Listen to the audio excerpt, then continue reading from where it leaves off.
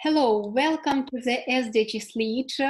Today with wonderful change makers from different corners of the globe, from Denmark, from Mexico, and from Zimbabwe. We are together to discuss the urgent climate change challenge that should be resolved. My name is Karina Radchenko. I'm from Ukraine, and recently we have founded this project, Partnership for Advancing Innovative Sustainability, in order to unite and to amplify the voices of change makers, especially young and innovative change makers from different corners of our world, in order to prove that we are still highly interconnected and interrelated. So only together we can find solutions to the most pressing global challenges. And here this goal, net zero emission 2050, would not be like just a dream, but here professional young leaders who are currently with me also in this conversation are doing their best to approximate this goal and to make it all possible for the whole planet and for the whole mankind. Thank you, Monika, Valentin, Jean-Bertrand, for joining. Thank you for having us. So now we are starting, but to kick off our conversation, I have a question to you all. How do you see the world 2030? Because all sustainable development goals target mostly this period of time. But in order to be efficient, we have to know wherever we are going and what we should achieve as our preliminary objectives on our path. So could you please specify, just in several probably sentences, your vision for better planet and better world? Who wants to start, please? Please. Okay. I think we have different issues that are affecting us individually and, according to our respective communities and countries, and of course, common problems globally. So, of course, I would focus more on what I want my community to look like in the near future. What's my imagination of, my family, my friends, the young people in Zimbabwe.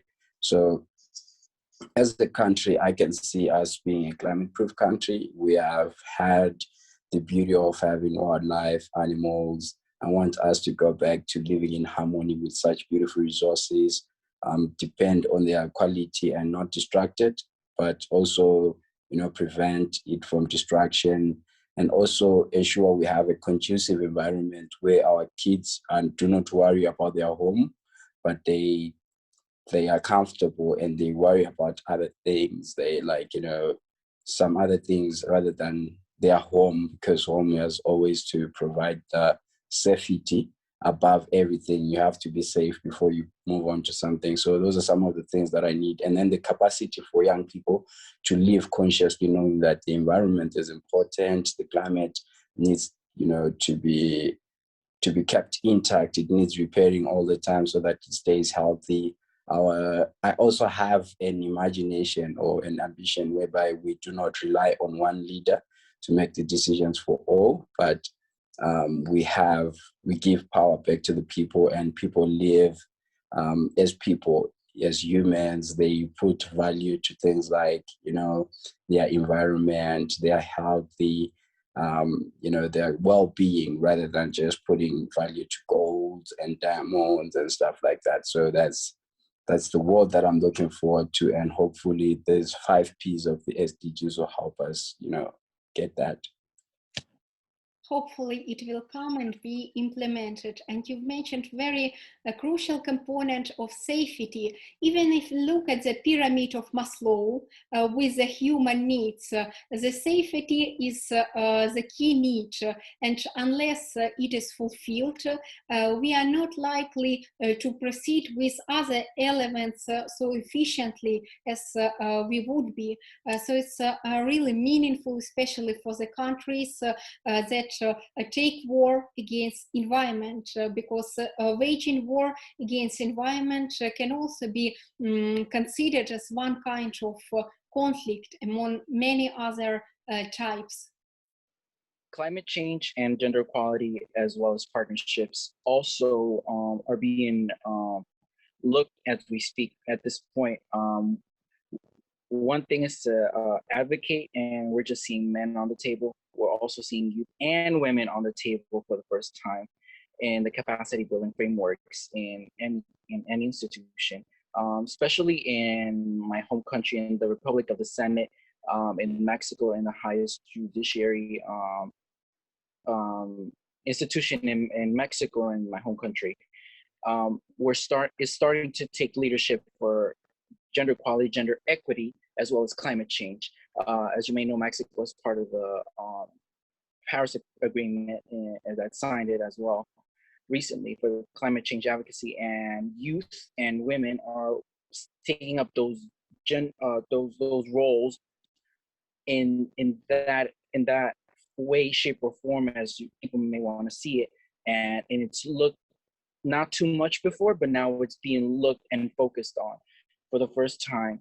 Many institutions and many states in Mexico are starting to take role in leadership in climate advocacy.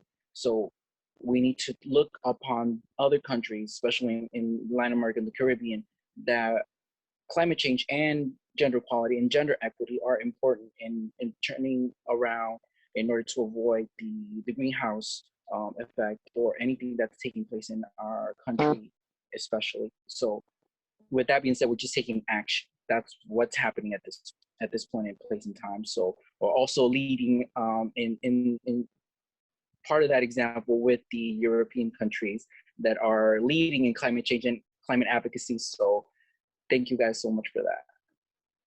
Absolutely. And just one short remark regarding the fact that we are so interconnected as we couldn't even imagine even a decade ago, because now we are all facing climate change problem. Even with in countries where we have relatively lower indicators of such a collapse, it is still inevitable unless we work together. So working here together is also very crucial. Thank you for it. Monika, do you see the linkage between your vision? Yeah, I have the same in my notes actually around interconnectedness. And I feel like in the members in the European Youth Forum, all these youth organizations, I see a different mindset than maybe what has been in the past. I think young people are more aware how interconnected we all are, and that what we do in Europe to hurt the climate and the environment, where we have gigantic emissions per person, it hurts our colleagues in the rest of the world, of course, but then through that also hurts us right back. So my dream for 2030 would be that policymakers are also equally aware of this, and maybe a little bit more. Solidarity is such a worn out word, but I think you know what I mean by it. And not just internationally acknowledging this interconnectedness and the responsibility we have for each other, but also between generations. So I have a intergenerational equity in my notes. I think it would be wonderful to see policymakers thinking about the longer term consequences of the decisions they make today, and maybe being just a little bit more willing to do things that are difficult now to avoid larger problems in the future. So this sort of shift in awareness from being just me and my country and just this generation to being a little bit more wide in our view on the consequences of our policies, I think that would be really healthy for our democracies and really useful. Definitely. So here, this intergenerational dialogue is of the vital urgency, because from the one hand, youth will be the stakeholders and the key parties probably possible affected, unless we don't take actions now to avoid this climate change.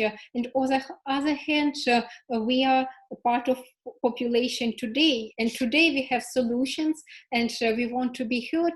And here it's very important to consider the mechanisms of how we can be heard based on our particular countries, and showcasing some best examples and practices.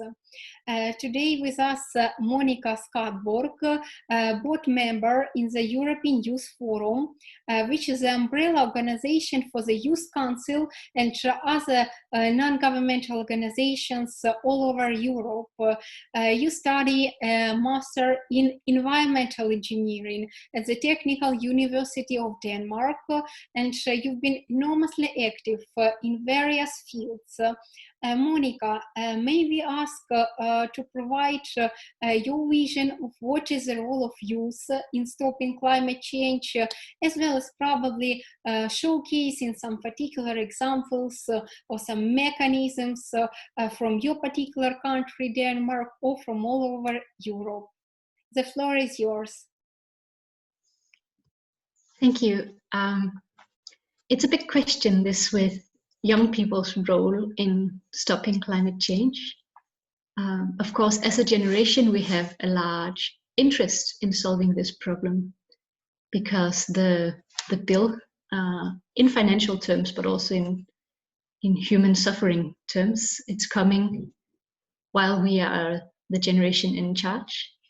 Everyone is talking about 2050 as though it's super far into the future, but actually we are tax-paying citizens, people our age, and these scenarios that the UN make for food security and refugees, and how high should the dikes be that we all need to build to keep the water away, these things, that's on us to deal with. It's not the next generation, as the policymakers like to talk about. So I think one role of having us in rooms where we talk about climate change and other sustainability issues is just that our timeline in our minds is a little bit different. People talk a lot about their grandchildren, but that's actually too far into the future. It's their, in some cases, children, depending on their age, but otherwise ourselves taking the hit from this. So I think we have that to contribute as young people, just the difference in timeline in our minds, and perhaps the difference in priorities that come from that. It's really challenging to solve climate change because all of the things that are causing it are so interlinked with our entire economic system. You cannot do anything or buy any product without causing emissions to some type of extent. Of course, some things worse than others, but it means that we are all like complicit somehow, just from going about our normal everyday lives, even when we try to be conscious consumers and take the bike instead of having a car and stuff like that. We're still all part of a system that has not been geared to sustainability, but has been geared to maximizing growth at all costs. And this whole thing of changing that into a system where we can live sustainably and have, of course, good incomes and decent living standards and good social situations, all of us, but without destroying the future generations, or in our case, current generations, future living conditions. This whole change is, it's very challenging to reach into every single sector and change how things are done. And that needs to happen. You cannot just pick one sector and fix it. And it's something that humanity has never done before. So that's going to be fun and interesting. And I mean, if we solve it, something that we can really brag about to our actual grandchildren, that in our generation, we had this gigantic global problem And we all actually made compromises and thought of each other, and not just our own short-term needs. And I think young people have a certain perspective on that that makes it more possible to challenge the status quo and the business as usual and annoy those slightly older people who are in power and be like, we get that somebody is paying for the election campaign, but we have needs as well, and they're not really being met. So we're going to go in the street and shout until our needs are taken into consideration here. And I mean, it's been done, partially it's been done before. I mean, we had the whole ozone layer problem, and people got together across all of the countries, and they decided to phase out a handful of really problematic gases so that we wouldn't mess up the ozone layer. That was successful. It was really the most beautiful sign that international collaboration and asking some corporations to compromise some short-term profits in order to not kill folks in the slightly longer run is possible. The only difference is that that was a handful of specific gases that you could, you know, not easily, but you could feasibly replace them with something else in some specific applications. So we didn't have to reach into our entire system everywhere, from the energy we use to the food we eat. So it's a bit larger one, this challenge, but we can use the same way of international trust, I would almost say, where we can trust that countries will commit to something in the Paris Agreement and then actually do it.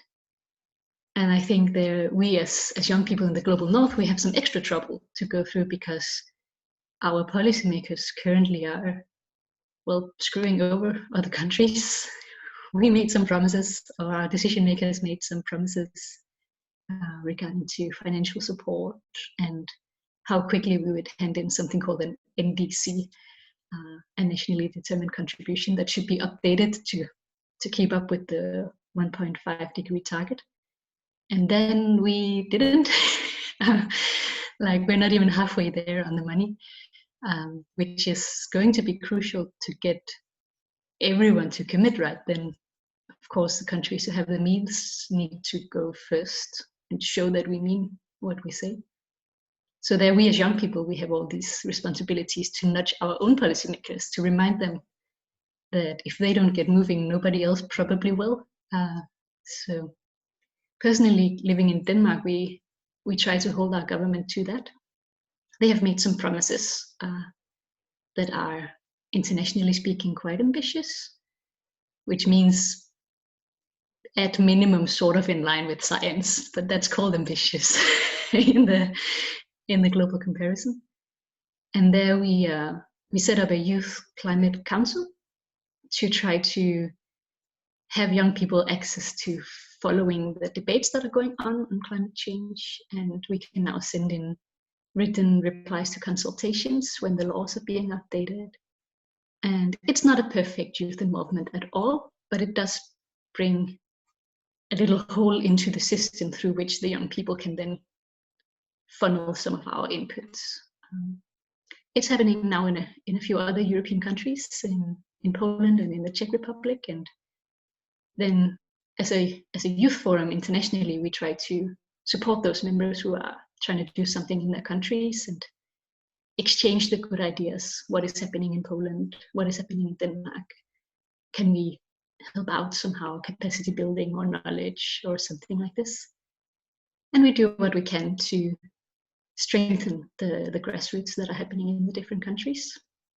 And I think that's the best we can do really from Brussels, because the real action needs to happen in each of the countries, that everyone calls their climate minister and says, Mr. whatever the name is in the country, you are not living up to this list of stuff that you should be doing. And as young people, we're not happy. And probably we need to mix different types of actions to show that. Could be striking, could be letters to newspapers, probably both, and something third and fourth and fifth. Because a huge diversity in different ways of putting pressure is also our role, I think. So gluing yourself to something like Extinction Rebellion or writing concrete amendments to legislation, I think all of that in a mix is needed. And I think I used my time, so I will give the word to the next person. It was a wonderful contribution, and you mentioned very important point regarding, among other very meaningful things, that we have to like diversify our sources of impact. So from the one hand, striking can work, but we do really need some kind of new mechanisms.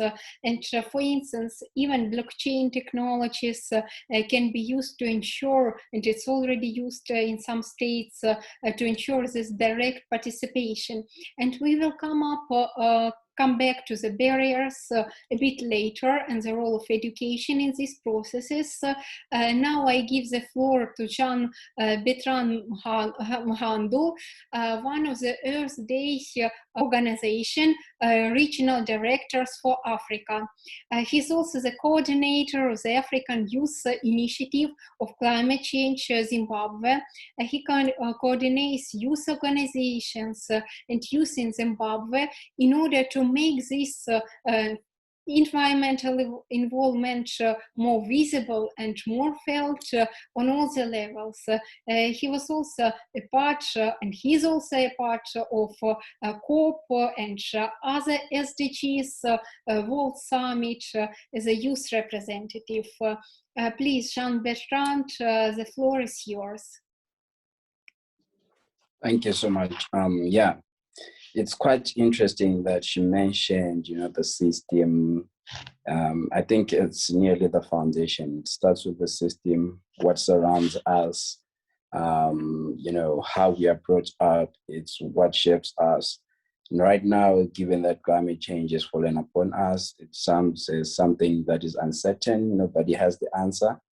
People usually call themselves climate experts, but I don't think there is such thing so far, because we still have the challenge that we face. Maybe you could be an expert in a certain sphere or dimension, but then when it comes to solving it, nobody really knows what needs to be done and how. We as young people, we have the burden to deal with this in whatever innovative way we might come up with. So it's a role for us. What's important is for us to grow interest about what surrounds us, grow interest on climate change issues, and less on the beyond the norm of celebrity and famous has to change now. Our new celebrities should be these change makers. These are the people that we should be envying. So that gap of how can we grow interest now lies on a few like you guys, myself, and some who have taken this initiative to engage other young peers, other young people out there, and not judge them. Like I said, there is a system involved and a community that you have brought up there, but then find a common way we can make this issue topical, and then at the same time, if we look at the issues to do with the system itself, we can't just talk about the system or keep on pointing fingers. They set it up. For instance, the UN was set up for certain goals, and it existed. Their primary actions, they did it by then. But then when it comes to diversity and new ideologies and innovations, it still remains limited because it's a system that is existing just as much as the governments. So I feel like it's about time as young people, we also take chances like interceptions, you notify whether you see where there's a gap, you identify a gap, and you find your way into spaces. I always give this as an example. When Africa was colonized, people would identify spaces and then they'd be clever about it. I feel like as young people, maybe we should use the same, trickery that is youthful to find ourselves into those spaces. And the other time I was with the Deputy UN Secretary General, Amina J, I called upon for UN to revisit the guidelines that even inform these discussions on climate change, the Paris Agreement, all the Kyoto protocols, because if they are not revisited, and we will remain in circles. People will spend days negotiating because they can't come up to an agreement. But if we do it in a new manner, if we consider actually looking it through, then we are able maybe to adjust it as young people. So I feel we have to also go there and do our research thoroughly, identify gaps, and then we see how best we can also start influencing and recommending.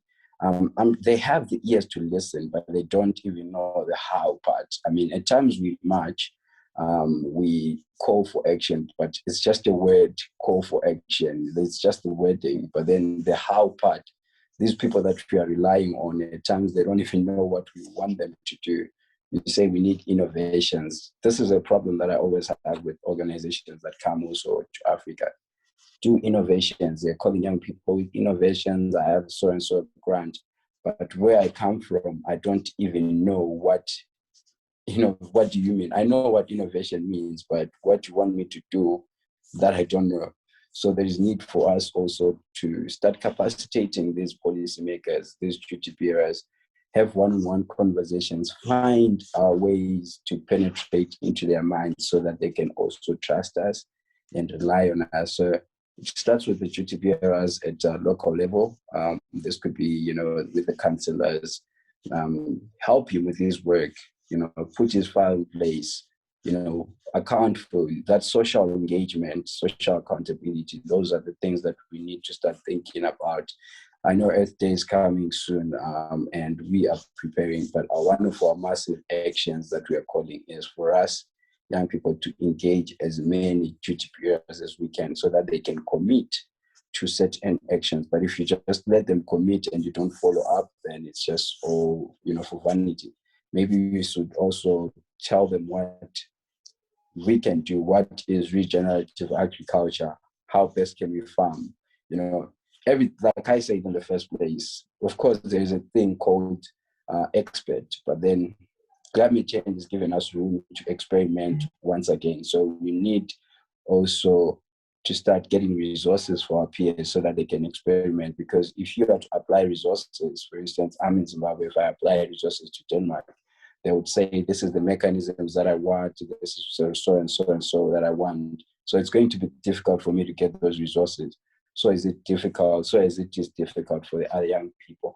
So us who are a little bit privileged, if we get, bilateral conversations, we get millions, let's risk those millions with our peers, not just be controlling like the usual donor aspect or lifestyle that is there. So those are some of the gaps that I see out there and some of the roles that I feel young people can play at the space of climate change. And also we need to start, taking care of our communities and families. Just like, people used to do it as a breadwinner, you go out there, you go to work. Now our work has to be a little bit different. It has to be diversified.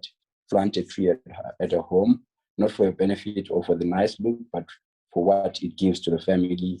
Do a garden, community projects, do the roads, do the electricity, all those little interests they will build, and you'll notice that it becomes part of the civic education, whereby with the environment is something that we live with, we grow with, but just not another aspect or a cross-cutting issue, but it's something that we actually believe and live with.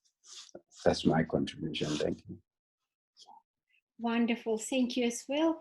You've highlighted that we are all pretending to be experts, and we have, I think, here to follow the words of Vice Socrates, who wrote once, I know that I don't know nothing. And in these relationships, there is a book by Nassim Taleb, who was very great in introducing his black swan model, that we have some events like climate change that are black swans, while other swans are white.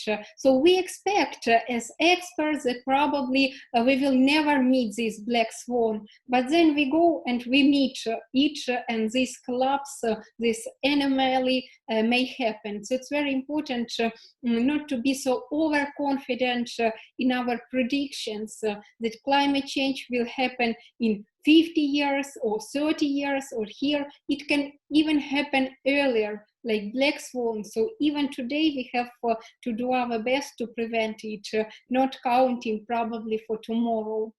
I give the floor now to Valentin Camaño, youth advocate, indigenous rights supporter, and immigrant advocate.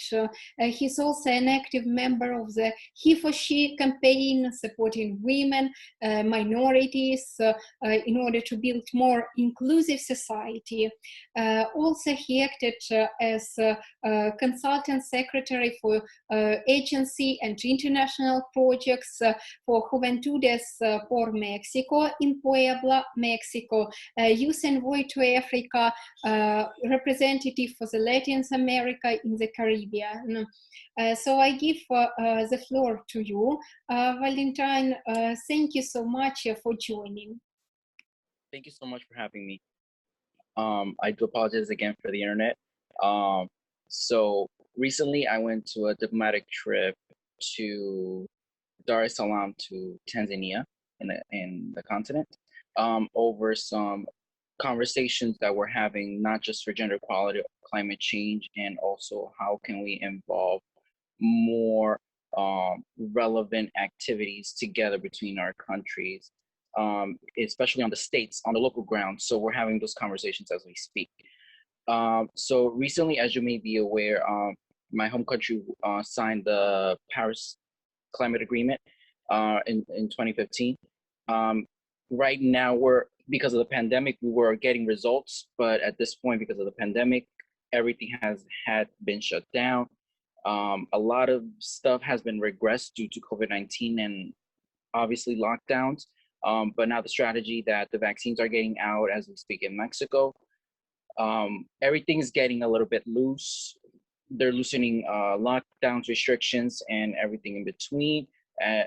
But the good thing about being in Mexico is we have a constitution that we have open for international protocols and laws that benefit every state in Mexico.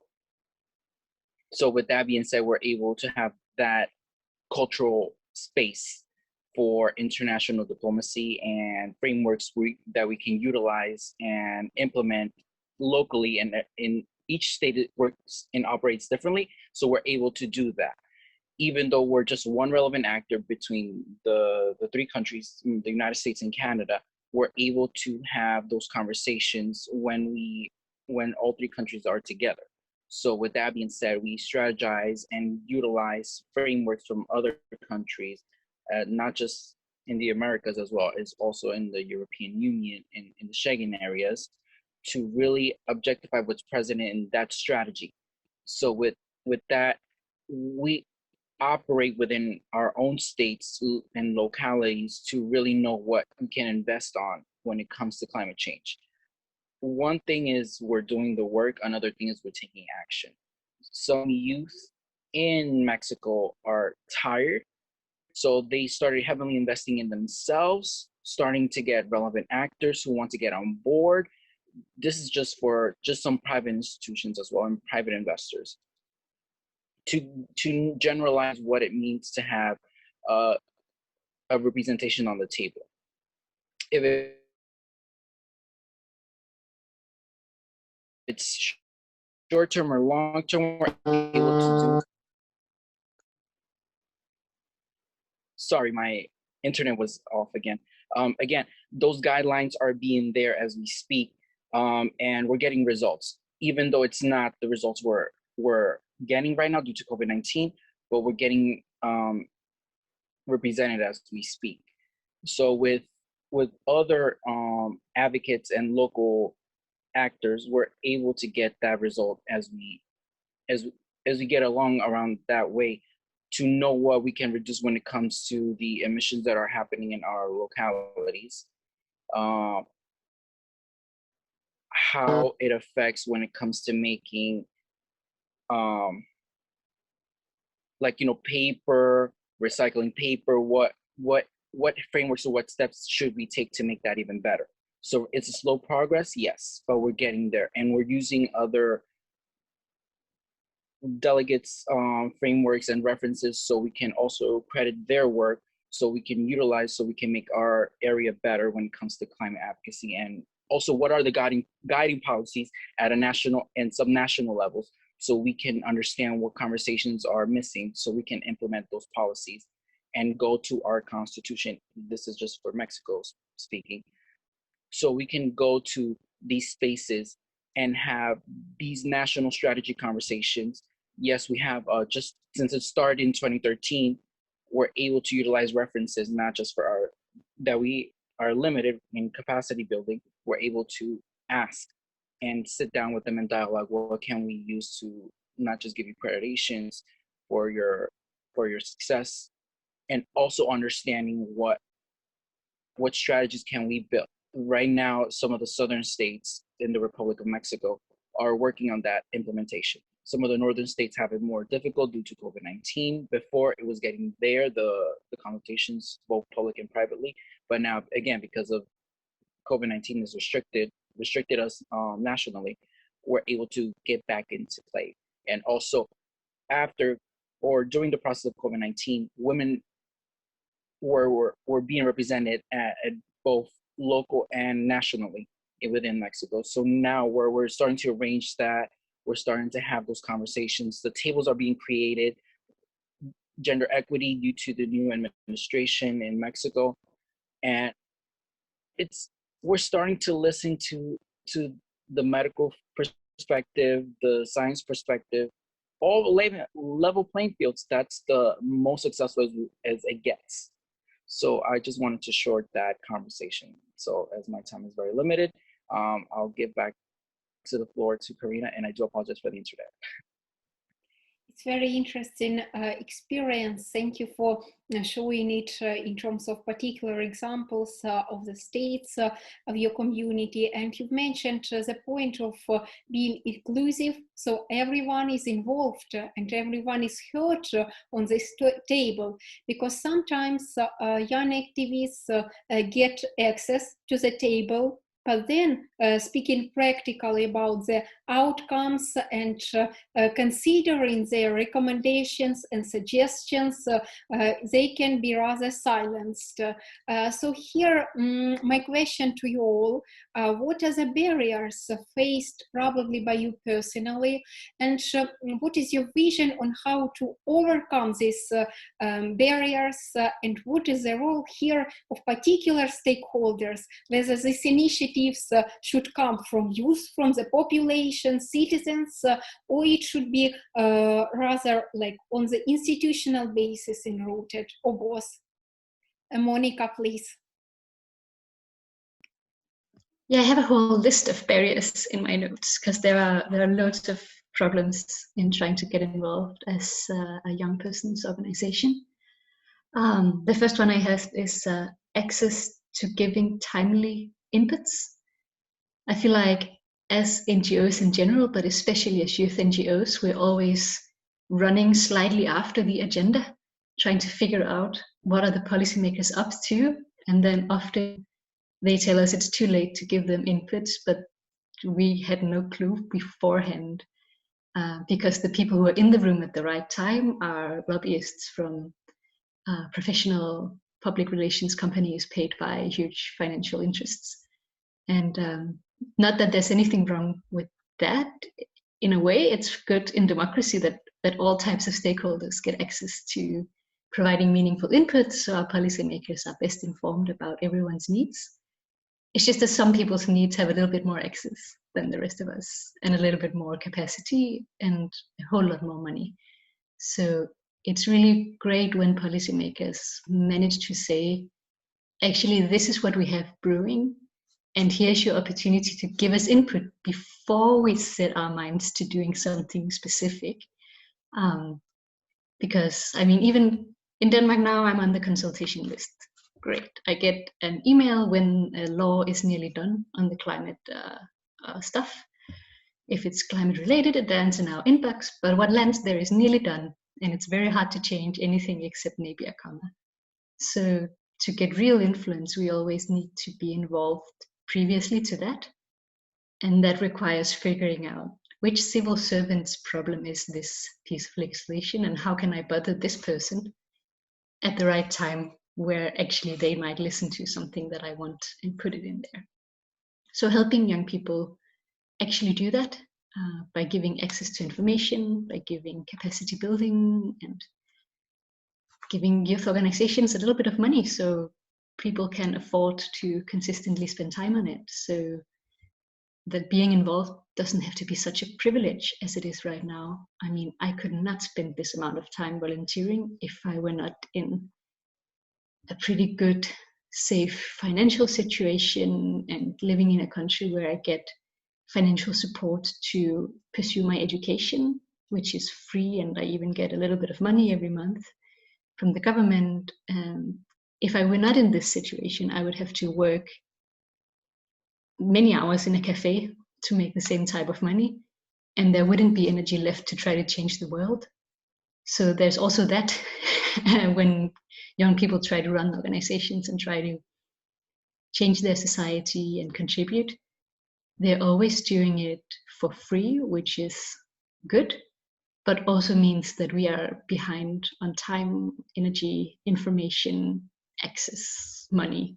Pretty much any factor you can measure it, we always struggling a little bit behind the large companies or other big interest groups. So giving young people a bit of a hand in that, I think, is crucial to the success, and I think it's worthwhile to invest in. I mean, I think it's our right to participate, but I also think it makes policies better. So when governments, they do put just a little bit of money into young people running organizations and into us being able to deliver high quality inputs, then it comes back as something that is actually useful for them and makes their decisions more democratically legitimate, but also sometimes just smarter, because we know things that might actually be useful for them, and we have lived experiences that we can actually give. So it's cliche to ask for money and capacity building and support, but I really think it goes a long way. And good news is we're really cheap. I mean, compared to huge professional bureaus, youth organizations can really do very many things with very little support. So I think it's also a cost-effective way of helping out democracy a little bit. Actually, it's very, very promising investment.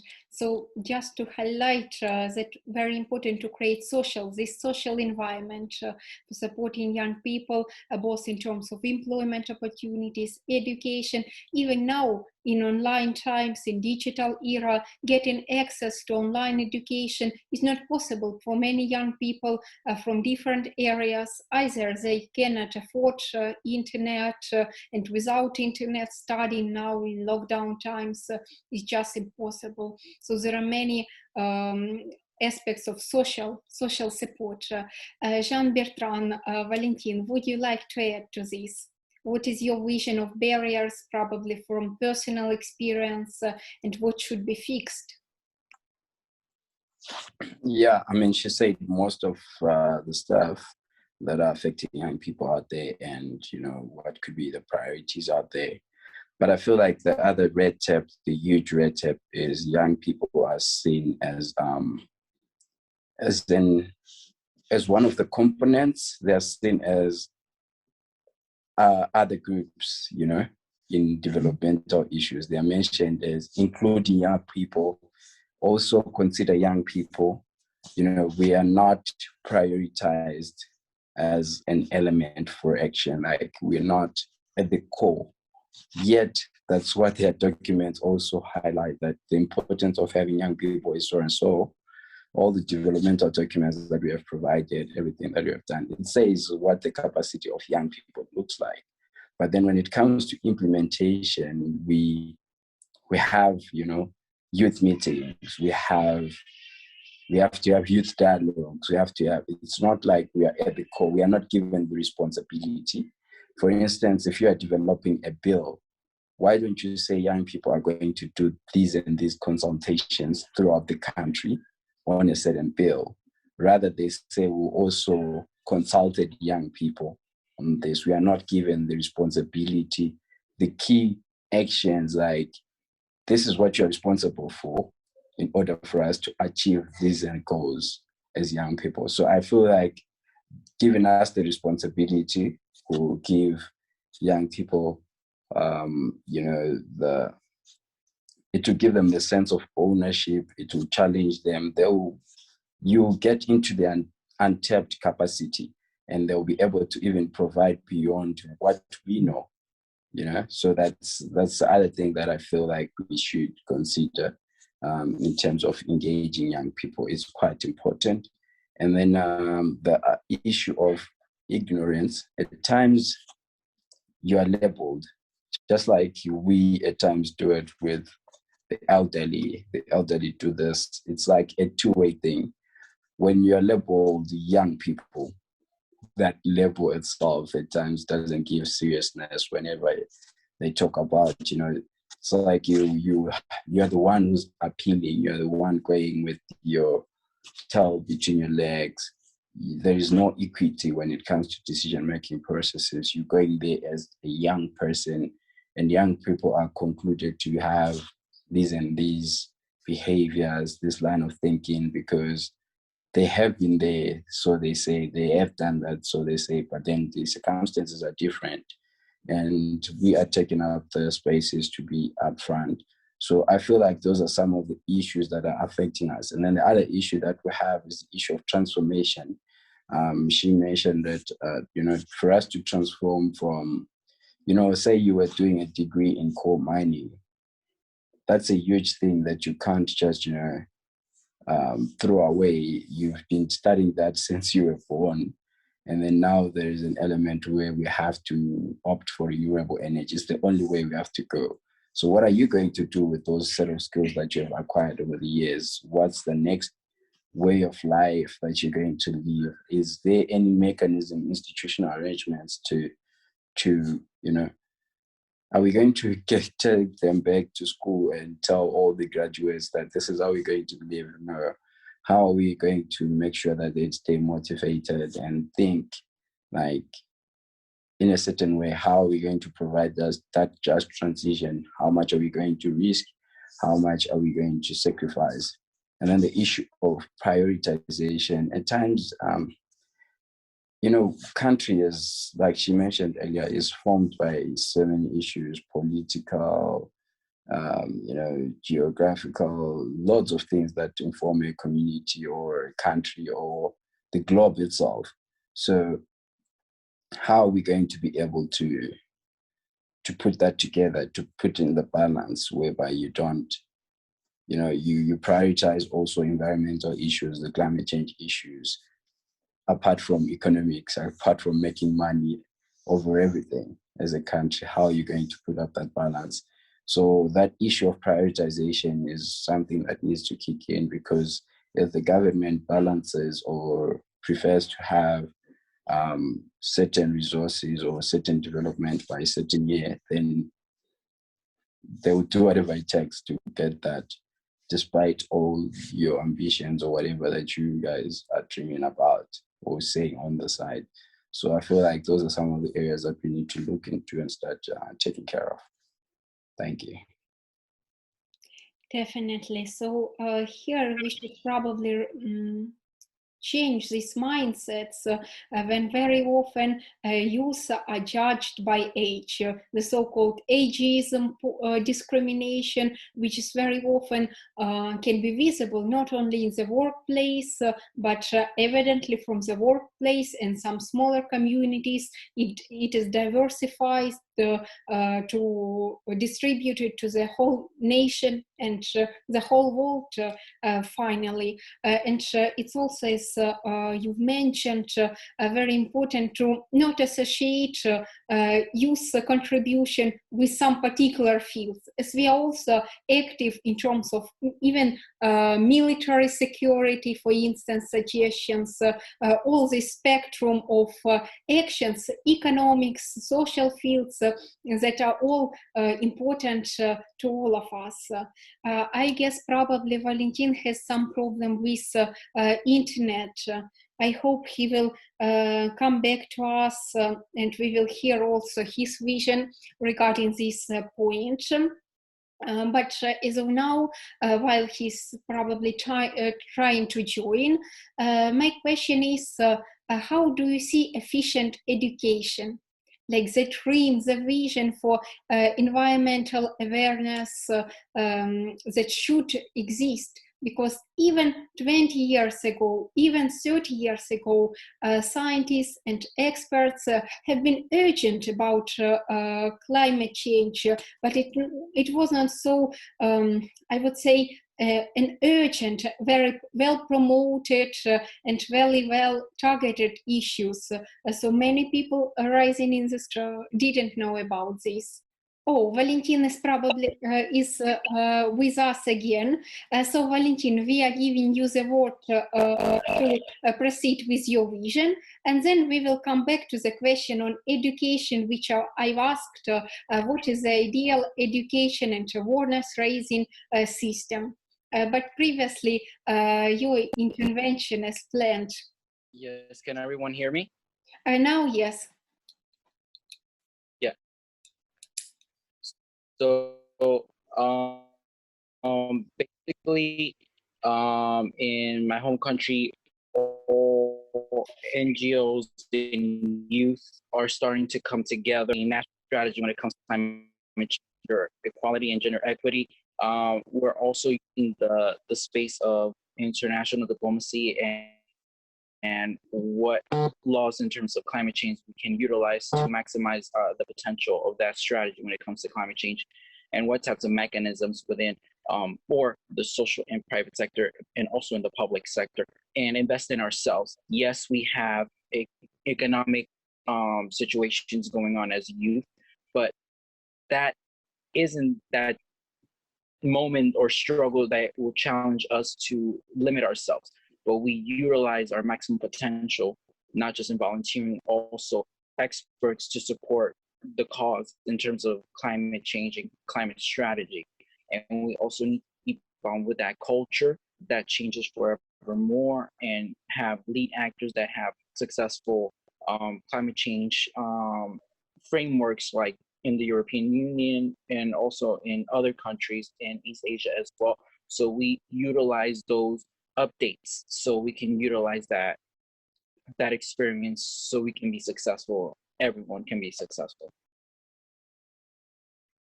Thank you so much for this. And now returning to the aspect of education and raising awareness. Monika? Yeah, it's an area that has been moving, luckily, over the last few years.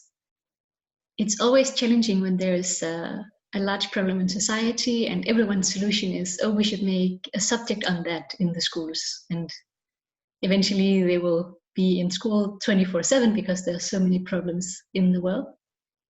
But I think it is becoming more acknowledged that understanding sustainability and what that means and understanding how to be a responsible citizen, it is really a part of being well educated.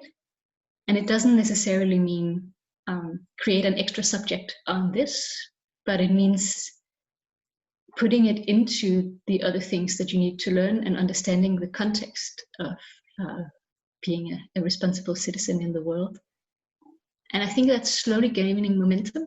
All the student unions in Europe, they're quite keen to spread it. And in some countries, the political level are also starting to understand this. In Switzerland, they've made it a part of their quality assurance for higher education, that they don't only check are people getting employment after education and are the quality assurance systems inside the institution in place, but they also check are steps being taken to consider sustainability in the way the university is run and in the way they are teaching.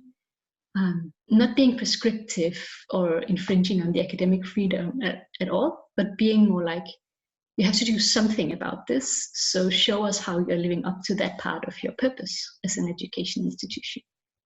And that could be something that might spread. At least I know in some countries, the students are campaigning quite heavily around it. And I think it also has to come from the young people themselves. When we've seen major education reforms and changes in what is well-educated, what does that mean? And what is education quality? That has often come from the student side. Way back 8 years ago or something, I was in the board of the student union at my own university. And I've been keeping up with them and met at an alumni event a year or two ago. I met this lovely old gentleman who had been in the same position as me, but just a bit more than a generation before, I think I can say without offending him. And he said that he was in the board back when they invented the environment. And I was asking him, what the hell do you mean? I mean, I'm pretty sure the environment is a physical thing that's been around us always. But he explained that it's something they campaigned for in the student union, because at the time they would just produce chemical engineers without teaching them anything about the environment. And the students were the ones who say to the leadership, hey, you can't make chemical engineers who don't know what happens to the toxic stuff they're using. So a minimum of this is necessary. And I think that's the role of the students and the young people. It's that we identify what is needed and we try to poke our decision makers to keep up and to change, because what well-educated means, it changes along with society. And professors will keep up eventually, but it will be slow. So students and young people, we need to ask for what we believe quality is.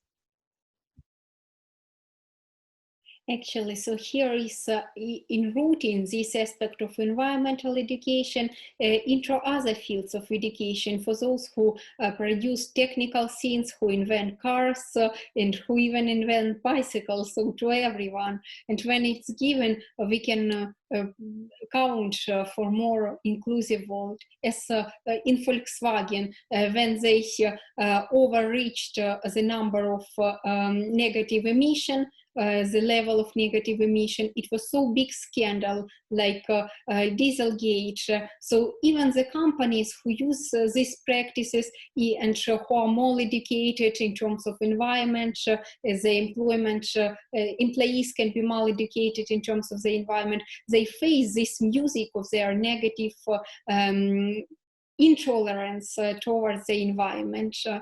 Jean-Bertrand, Valentin. Yeah, thank you so much for that. And yeah, at SDGs.org, we have this campaign that we call Climate and Environment and Climate Literacy Initiative. It's on climate education. It's built on the fact that everybody is talking about, climate education under the PAIS Agreement, Article 12. It's there, but it's just said climate education. We agree. Climate education should be done. People should learn about the environment. We should raise awareness. It's just sentiments or words. We go on TV, we talk about it, but then it doesn't sink in. The theory of epistemology, whereby you have to have knowledge of something. You need to believe it. You need to be factual. That doesn't exist when it comes to the education that we talk about. Of course, there are some strides that are happening. Italian government has made it a mandate to have climate education within Italy, which is a good stride. And then we also in Zimbabwe, we have developed a module on climate for tertiary institutions, which is a good thing. But we want also our communities to start believing there's things, so that people do not do stuff for a reason. People buy a bicycle because it makes sense to them, not just because they think it's cool. So those are some of the things that we're thinking about, and those are the things that I would say they need to be considered when we talk of climate education. And also, when people talk of, education and awareness, we normally just restrict it to, or instantly think about students and children in universities and high schools. But then there are issues, or there are places like the parliament itself. Some people within the parliament, like I said, it's a multi-sectoral, platform. It has social, it has political, it has so many other issues that is affecting the parliament. The government has so many ministries that it focuses on, transport and stuff like that. But then it's also the role for the parent ministry or whatever stakeholders to educate those people, the councillors, the chiefs, the kings, so that they are aware. Those are the people that also need to be educated. And then, of course, in Zimbabwe, we've already started. We did workshops around the country last year in 10 provinces, reached out to some youth leaders. But then, of course, we could not reach out to the massive, it's less than, a tenth of the total young population of young people in the country. But then we are doing some climate change workshops, capacity building workshops, mitigation and adaptation. But we wish this could be upscaled. And once you do such an initiative and there are resources, you train the trainers, you give them resources. They also train their peers, because you're giving them the resources and you can follow up in a collaborative manner. Whereby you don't tell them what to do, but you also ask them what they think about this initiative or this program that is happening out there. And then another component that we are going to be working on this year that I think is also imperative when it comes to education is some work camps. You can't talk about the animals when you're in a classroom. You can't talk about invasive species when you're in a classroom. You can, but then it's more evident when you are out there digging the Lantana Camara. It's more evident when you are, seeing the elephant dung out there. You can if you can see the hyacinth, the water hyacinth, and you see the quality of the water, you take it out, you create the compost, that skill will last with you forever, and you'll never be lazy, but you become somebody who can also work at the same time. You become practical. And that's the amount of innovation that I'm thinking we can only get from these work camps. You engage with the elderly and you harness indigenous knowledge. You also make sure that there is continuity amongst generation, like she was saying, the intergenerational gap that addresses those gaps. So I'm thinking, that ability to extend the knowledge from back then and our knowledge from the books and some discoveries that we might find along the way will make us build better communities, continents, and the world itself. Thank you. So despite we live in the digital world, we have to return to these roots, grassroots of nature, and to hear it through this dialogue between generations. It's very important, especially as you've mentioned, for the countries with indigenous people who have still these traditions that should not be lost. So the aspect is more wider in terms of promoting natural and cultural heritage as well. Valentin, please, do you see some connections? Yes, I do. As you may be aware, my home country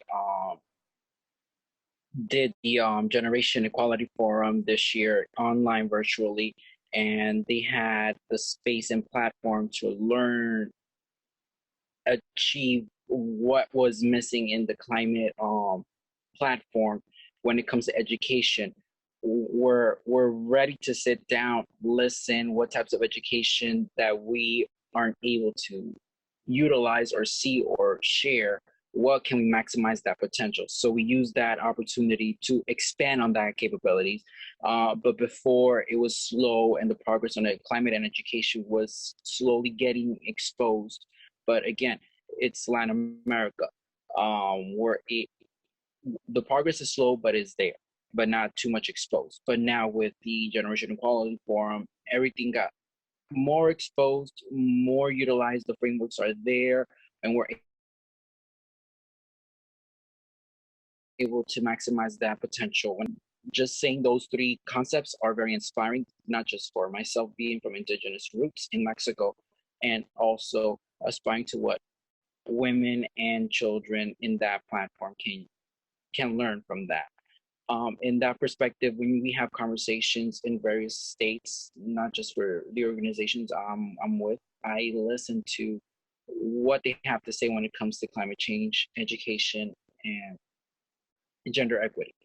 With that perspective, we're reaching those plans, even though they're not plan and execute fast as we should be doing as we speak. But again, there are a lot of various factors and struggles that we're trying to continuously work on, so we can utilize that voice to create that table for when it comes to education and climate change. Thank you so much for such very insightful conversation. And here I think throughout this hour, we have come up with quite clear and certain messages from youth and very important solutions that I hope will be heard in other countries. And I do really count for that it wouldn't be our last meeting, it's our first meeting, but not the last. And we will have the chance to proceed with the particular aspects with more specifics and probably with more time, details, and discussion. Thank you so much, Monika, Jean-Bertrand, Valentin, for these amazing stories.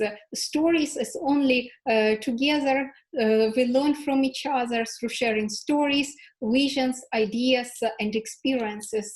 And it makes us hope that the world is still united despite these borders closed and despite these upcoming challenges, not the least environmental collapse. We will deal with it together and we will win.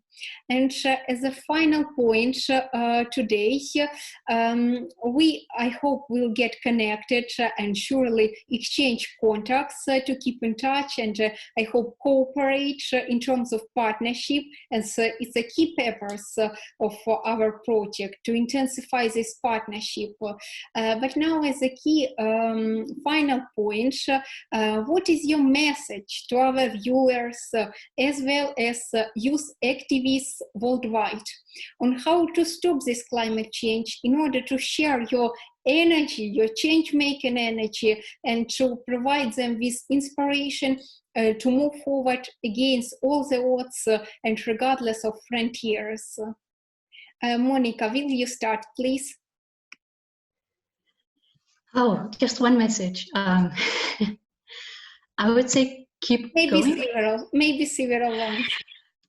Yeah, if I were to pick one, I would say keep going and don't get discouraged when you're faced with ageism or with people thinking that the young person in the room is just there to make noise. Insist that you actually have smart things you want to contribute, and that your peers, the young people that you're talking to every day, that you have something meaningful and useful to put into the debate. And then don't bother with those old men who will be ageist and sexist as well towards you. Just brush that off and keep going, because your voices are really, really needed. Wonderful message.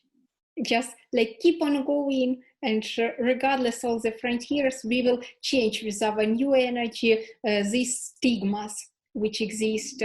Jean-Bertrand, please. Yeah, my message would be, we got this. We got this. Don't worry about a lot of stuff. Just believe in yourself.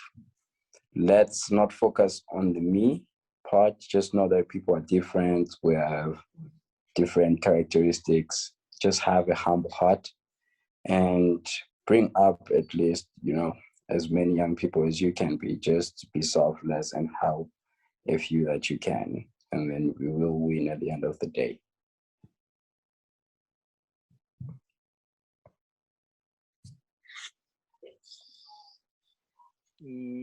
My message would be just keep on facing the struggles, the challenges, the adversary, life struggles of society. Just don't give up. Look for other relevant actors that are in the process of achieving that goal, especially with climate change and gender equality and education, to lead up to that success, and also know how to do it diligently with various actors that can make it successful. Just keep on going. Thank you so much for everything. It was just incredible how you put it all, and it really means how efficient the bright minds can express their ideas, and these ideas, I hope, will be heard and will be implemented. We just need some kind of institutional support, some kind of not even push, but just not creating these barriers around us. And young people, with our motivation, we will come through all of these barriers. On behalf of our project, on behalf of PAIS, I'm deeply grateful that you have found time to join this conversation, and our message as usual: discover the world and hear each other. Thank you for helping us today to discover this world in all its diversity, in all its brightfulness, mindfulness, and empathy, friendship as well, international.